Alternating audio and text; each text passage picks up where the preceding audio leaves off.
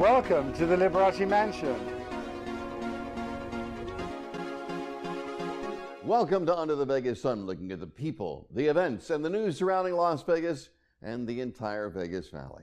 Hello, I'm Steve Schorr. We are live from the Liberace Mansion. A lot of our lives today have changed because some of the things that have taken place, some of the disasters that have occurred.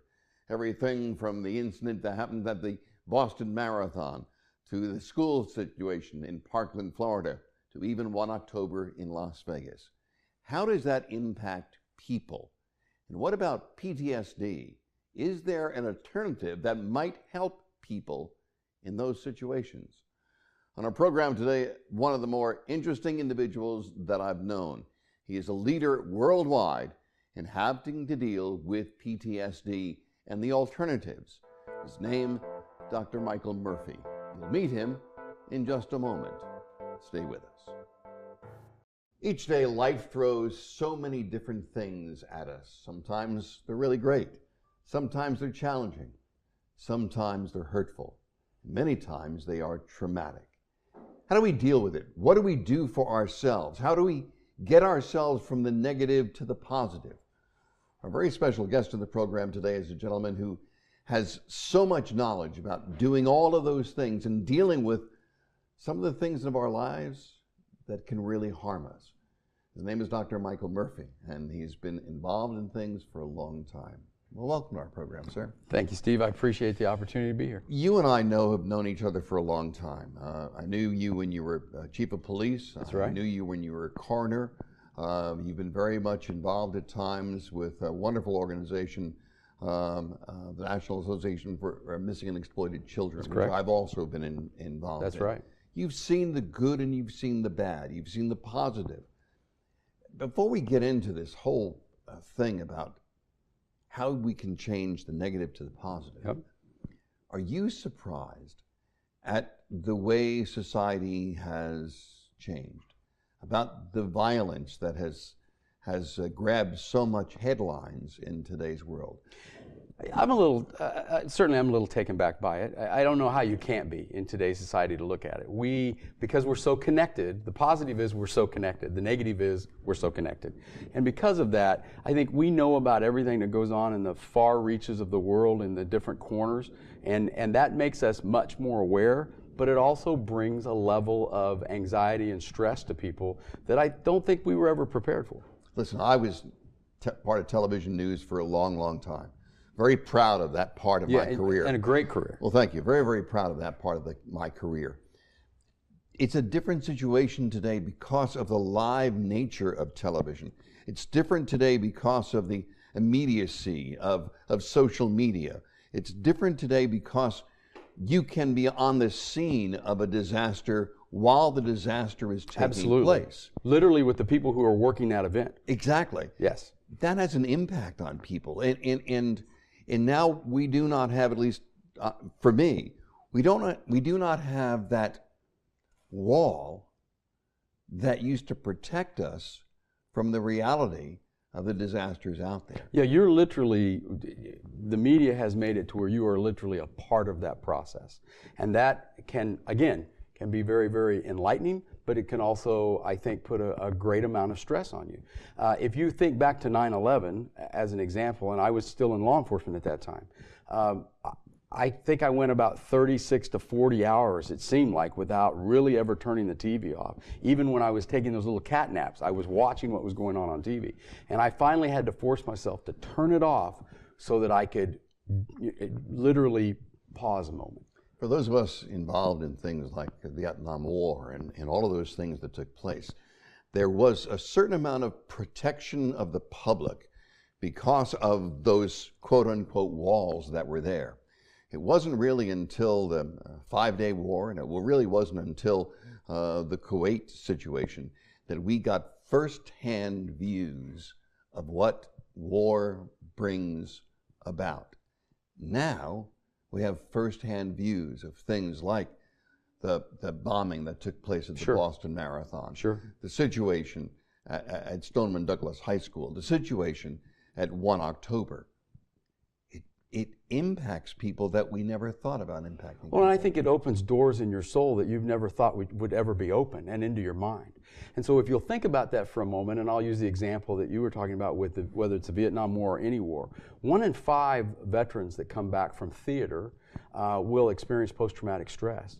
But the bigger question is, what about the other 4? What are we doing about the other 4? And what we like to talk about is the idea that it's okay to be okay. And so we've looked at that and said that this is a part of what we refer to as PTG. I didn't certainly create that term. It's post-traumatic growth. Nishi said one time, what doesn't kill you makes you stronger. And I think it does, in fact, strengthen us as a community. And you'll often see times where people will pull together, but it takes its toll. So how do you know if you're okay? Okay, but it's more than that. Honestly, you tell me now. Okay. I think it's more than that. Let's use myself for an example. Okay. There are numerous situations that have occurred in my personal life that have created a time when I can look at it and say, this was post-traumatic stress. Yes. Early part of my career, I was a firefighter. I was a chief in the fire department. In that role, I watched 3 firefighters die in a fire in front of me. Terrible tragedy. Terrible tragedy. Yeah, absolutely. Second, I had my own son, my eldest son, who was killed in an airplane crash, and I had to identify his body at the coroner's office. Right. Stress creates that. I believe that people in our daily lives who are not soldiers, right, who are not individuals that are just first responders, and I think first responders face as much PTS as a soldier does face PTS. Oh, I think so. I don't think we have to go around and saying this career has more than this one. Group, I mean, right. the truth is, you can just be in a high-stress job and experience some form of post-traumatic stress. That's it. That's what I'm saying. Yeah, and one of the things that started this for me was, as the coroner, I had people ask me on a regular basis, how do you do it every day, going out and delivering death messages and having employees that were delivering 2 to 3 death messages per day per investigator. And how does that happen? How do they come out the other end of their career? And they were very surprised to note that our employees, all of our full-time employees, stayed oftentimes through the end of their career. So the question was, how do you deal with it? How do you come out the other end okay? And so that's the program that we've put together. That's what we're talking about, and that's some of the things that we found that are, for lack of a better description, are the secret formula. When you were involved with the Center for Missing and Exploited Children, yes, I know that a massive amount of traumatic pain that a family goes through when a child is missing, when a child is kidnapped, when a child is, it's still the same PTS as somebody would face if they were in war and had to do the things they have to do in war. That's right. And I think sometimes we all forget about that. We all don't recognize that each and every day of our lives, PTS could strike us, could hit us, could take control of us. That's right. But I think one of the things we have to remember is number one, there has to be some switch in your mind or some process where you say, am I going to allow this to make me a victim or a victor? Am I going to stand against this? Sometimes we have to go to work and literally fake it till we make it. We have to remember that every day is not going to be a good day, that we're going to have opportunities that are going to be presented to us, and we can go on the left side of the road or the right side. Both of those choices can be good choices, but one might be better than the other. And how do we build those life skills so that we can make appropriate choices and, again, come out healthy? When you talked about my time at the National Center, we had a particular case where the child had been missing for 30 plus years and ultimately was found deceased. But the case was solved. And the work group that I was with, we did the long-term missing. Some of the employees were like, we feel like maybe we should feel bad, but we actually feel good because we've been successful in solving the case. But of course, it was an unhappy ending, but it was a solve. I have a very good friend, a tremendous man in this community by the name of Saul Saig. Saul, his son Carrie, had been kidnapped from a school here in Las Vegas. Something you would wish on no one. And they never found the child. Right. They never discovered where the child. Those unanswered questions will literally haunt parents for the rest of their days. And the grief of that, I have no idea what that grief is. I know that I don't want to experience it, but I have to help others go down that path. But the thing about Saul is I believe that Saul, before anybody ever thought about it, Saul became a victor. Yes. Rather than a victim. Yes. He turned it into things. He helped create things. Saul was very instrumental in creating Nevada Child Seekers in Las Vegas, trying to get us past that incredible time in his life that continued to plague him. And one of the other things that we find out is that you oftentimes find yourself when you lose yourself in the service of others. So people that are facing this stress, whether they're sales personnel, whether they're first responders, whether they're a family that's going through crisis, no matter what it is, there's a lot of different ways to deal with it. But one of the messages that I think is extremely important today is that it's okay to be okay. It's okay to be a victor. It's all right to say, I'm going to move forward through this process. Now, sometimes that's much easier for some than others. But I think statistically we're finding that if in theater it's 1 in 5, there are 4 folks that are out there doing pretty well, but they need some validation and they need someone to say, it's all right. And they need to say, someone needs to say, know what you've been through. Congratulations, you've gotten yourself through, and it's okay. Yes. We're going to take a break for a couple of seconds. When we come back, I really want to talk more about this idea of post-traumatic growth. Absolutely. Because I think that's the key for everybody. Because we all face trauma in our lives at some time or another. Oh, absolutely. And it's how you deal with it. So we're going to take a break. We'll be right back. It is about how you deal with it and what you do for yourselves. And I think the power that we all have that sometimes you don't even realize you have. So we're going to take a break. When we come back, more with this amazing man. We'll be right back. Stay with us. Trauma, personal trauma. How do you deal with it? What can you do with it? Can you indeed become the victor or the victim? Our very special guest again, Dr. Michael Murphy. Welcome back to our program. Thank you. I appreciate it. And I want to make sure the audience understands your doctorate is really PhD. Correct. I have a doctorate in business. I am not a medical doctor. I want to make sure that we understand. And I appreciate that. Okay. So, post-traumatic growth. That's correct. Post-traumatic growth. I want you to think about this for a minute. The idea that, think about, I'm running around gassing up everybody else's gas tank. Who's gassing up mine? That if you're going to help others or you're going to help yourself, the first thing to do is for you to be healthy. And if you were in an incident in an airplane, they tell you if the oxygen mask comes down, put yours on first and then help someone else. So in the middle of your screaming. Right up front. Well, they always say help the children or really the adults. But right up front, what I think we need to remember is you have to get yourself healthy emotionally, physically, mentally first. And in post-traumatic growth, we're talking about that you use the negative to create a positive. It's an opportunity. Correct. That happens. Correct. That this negative event, force or event that has hit you, it's an opportunity for you to a couple of things. I can only use my own self as an example. That's the way to do it. Okay. So one of the things that I wrote down that I gained was relations. Relations can either go one of 2 ways, I believe, with trauma. They can either be destroyed, which happens, or they can be built. Correct. Or strengthened. Yes. And I think strength is the key because, and I've told the audience before, we all have this thing inside of us. Sometimes we don't reach in and pull it out. Sometimes we let it just sit there. But personal strength and growth is probably the most powerful thing that we each have on a daily basis. But we don't utilize it sometimes. Right. When we come to situations where there is post-traumatic stress. Right. We don't pull our tool out of our tool bag, or we don't use the tool on our belt, right?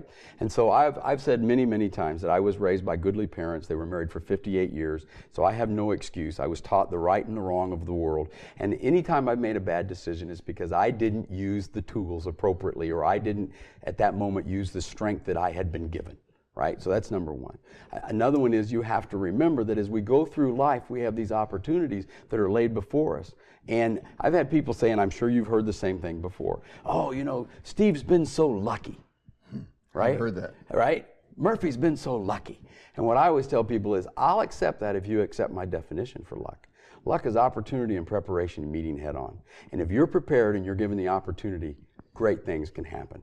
If you're not prepared, then bad things will happen. I mean, that's just the truth. Oftentimes you'll default to the wrong thing. It's funny, I give speeches like you do right. around the world, and one of the things that I tell people is to be prepared. We're all prepared for the good. We're all prepared for somebody saying, oh, you're wonderful. Exactly. We're all prepared for winning a jackpot in a slot machine. We're all prepared for that, but we're not prepared, for the most part, for the negative things.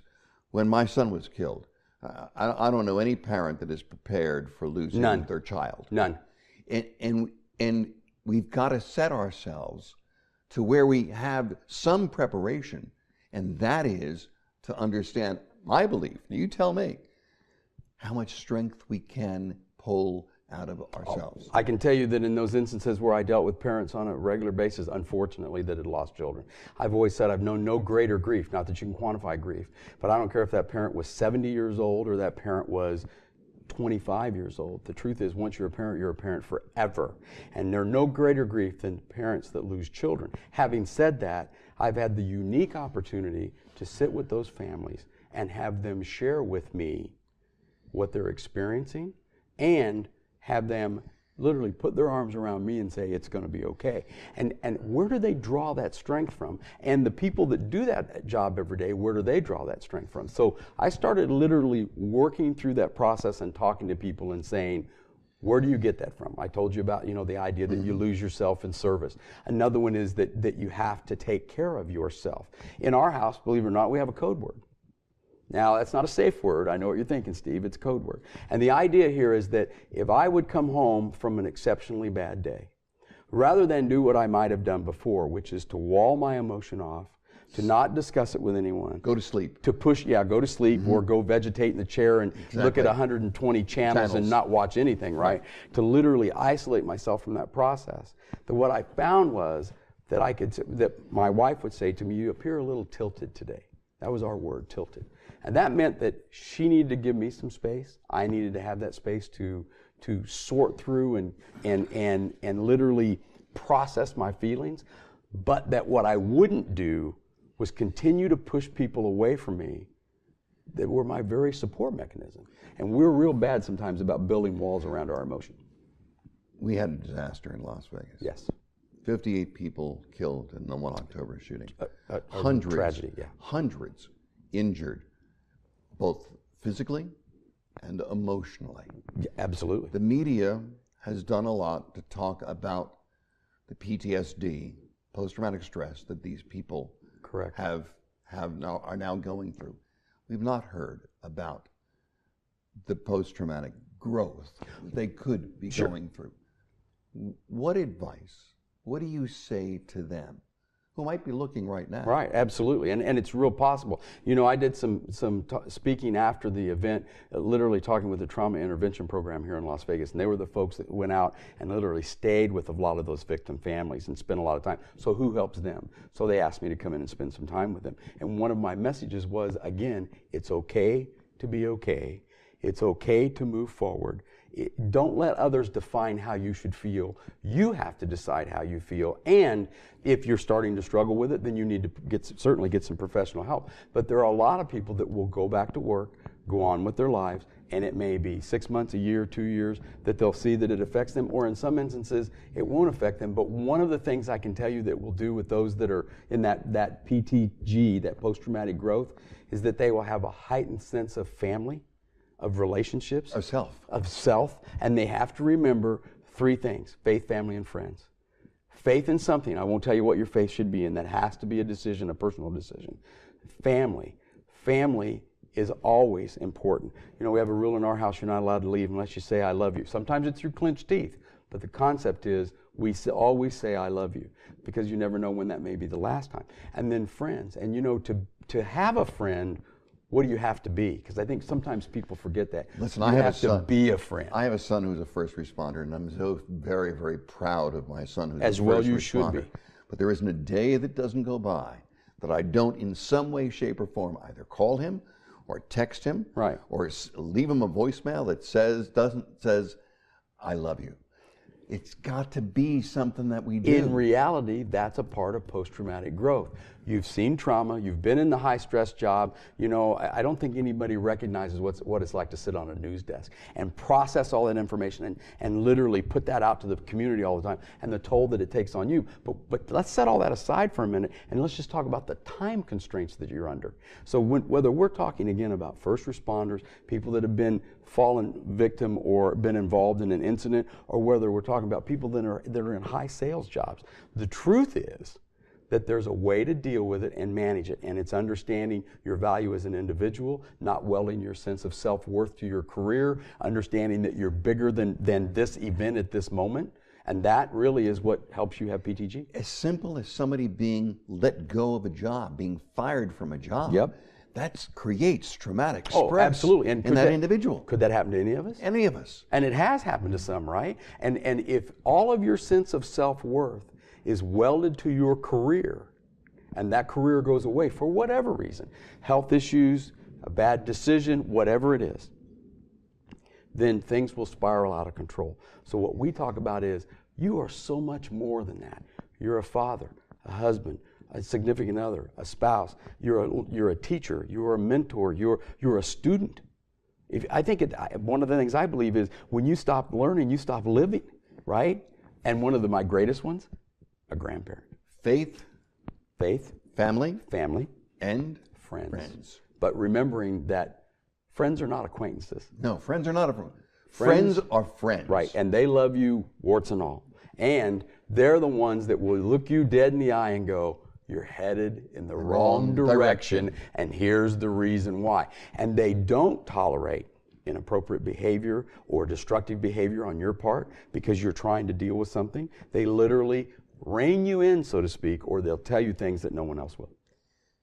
And sometimes your friend is who? Your significant other, your spouse? Sometimes your best friend Your absolute best is friend. yourself. There you go. Sometimes it is yourself. Well, because another thing we talk about is this exercise where I have people look into a mirror and look deep into their own eyes. Most people don't do that. And I want you to know, your first time to do that, it's kind of a... It is. It's a shock. It's kind of off-putting. Michael, I'm honored that you're a friend. And I think... Well, thank you. I feel the same way. I think where you're going is the right place to go, and I hope the audience has gained some great insight into who you are. So thank you. So I want to thank you very much for being with us. You have been, your insights have been tremendous, and I think you're going to help people today. So thank you very much. For I appreciate it, Steve. You know, it is about those things: faith, family, friends. They can make a difference. And if you are facing post-traumatic stress now, if you are facing that, don't just let it go. Do something about it, because it can make a difference. We'll have some closing words in just a moment. I think this whole idea of being the victor or the victim is very, very important for people. I know, because it impacted me. I could have been a victim, but I think that I became a victor over the things that have happened in my life. We appreciate Dr. Michael Murphy's insight into this whole situation. Hopefully you learned something, you gained something from it, because I think the stronger we can all be, the better we will be. Talking about better, I want to send out a very special congratulations to a wonderful performer by the name of Gwen Stefani.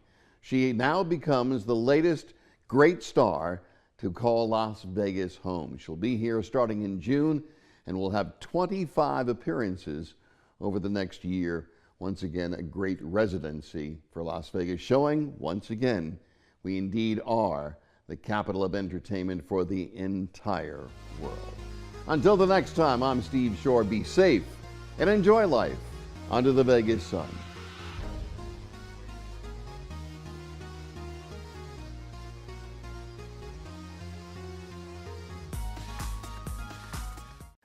The world of business today is ever changing. What does it take to move that needle forward? Sometimes it's effective communication, or an extra voice to be heard, or maybe help in turning the right corner. At Consulting America, we provide all of that and more. Get an edge on the competition. Our team offers more than 100 years of business experience, all to help you. For more information, go to consultingamericanow.com or call us at 702-385-5739. Consulting America, developing innovative strategies today.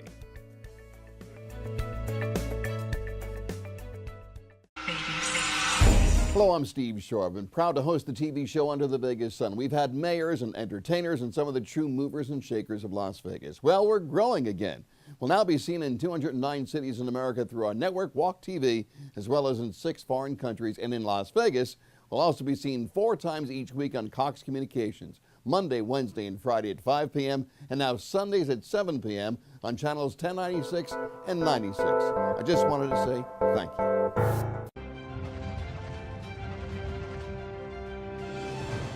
This has been a presentation of VA TV.